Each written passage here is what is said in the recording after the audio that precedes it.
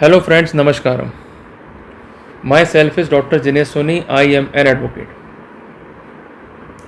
Today we will emphasize on section 32 of Advocate Act 1961, and I will try my best to answer a common query of you.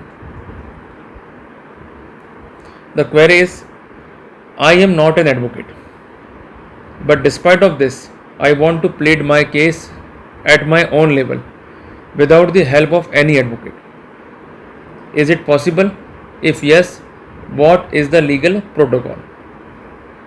To answer that query, we have to study section 32 of Advocate Act.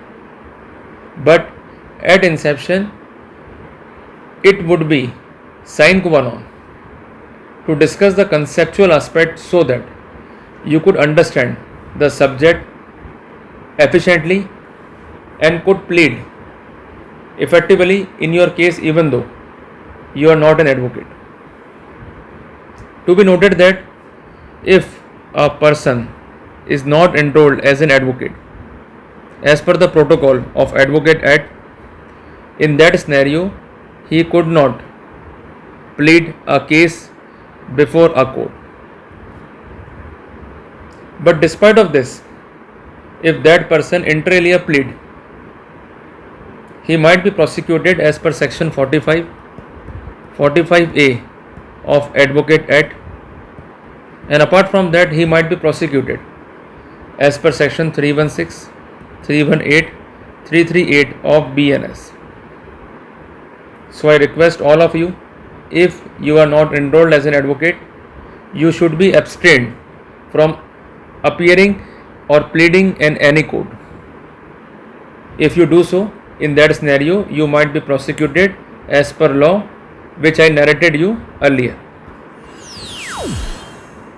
Now the important question arises, if the said protocol sustains, in that scenario you cannot plead even your own case.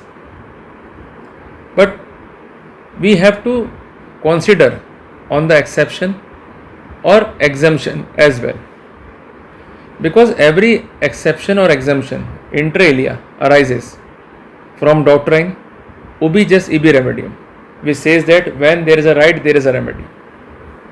Section 32 of Advocate Act inter alia provides an exception or exemption to the fundamental rules that inter alia prohibit us to plead in a case without getting enrolled as an advocate as per the protocol of Advocate Act. We must understand that section 32 is basically a specific rule. It inter alia defines the power of court to allow you to appear in a particular case. Means in general you cannot appear, but in particular you can appear. You can appear in a case to which you are a party as party in person. For example, Mr. A has filed a case against Mr. B. Mr. B, in that scenario, in order to defend himself, could avail the services of advocate, or he could plead his own case as per the protocol of section 32 of Advocate Act. To understand the said concept more effectively, we have to understand the protocol. The protocol says, notwithstanding anything contained in this chapter. So basically Advocate Act is inter alia divided into multiple chapters, and the chapter to which section 32 belongs itself says that if a person is not enrolled as an advocate, in that scenario he could not plead before any court or authority. But section 32 from inception inter alia contains a negative protocol. It says that notwithstanding anything contained in this chapter, means despite of that it is possible. How it is? It says that any court or authority may permit any person not enrolled as an advocate under the protocol of Advocate Act to appear before it or him in any particular case. So we could say that the court or authority on application of concerned person who is party to the litigation allow him to appear in that particular case. So, for the application of section 32 of Advocate Act, there is a requirement of an application to the concerned court or authority. If the application is not allowed, in that scenario you could not appear, but if the application is allowed, then you could appear. And apart from that, we have to understand that as per the protocol of section 13 of Family Court Act, if you are going to plead before family court, in that scenario the said permission is not required and you may directly appear and plead accordingly. And apart from that, we have to understand certain benefits and non-benefits of section 32 of Advocate Act. Benefits are, even though you are not enrolled as an advocate, you may plead your case as if you are an advocate. But the negative point is that you cannot file application for exemption of appearance. Means you have to appear on each and every date.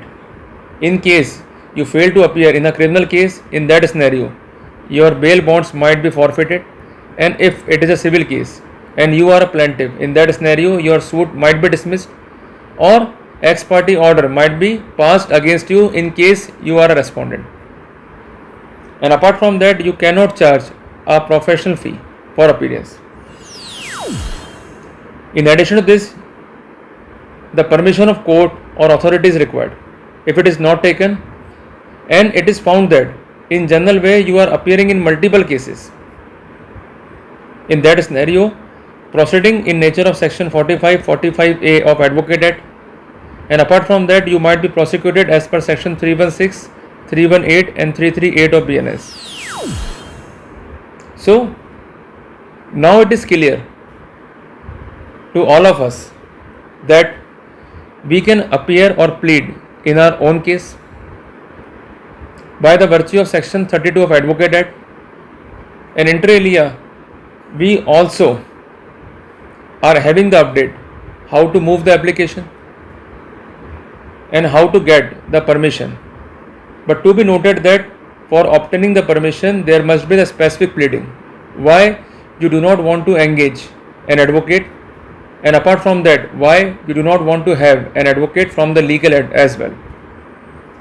If the concerned application is not containing the specific reasons, in that scenario it might be rejected. See you in the next video.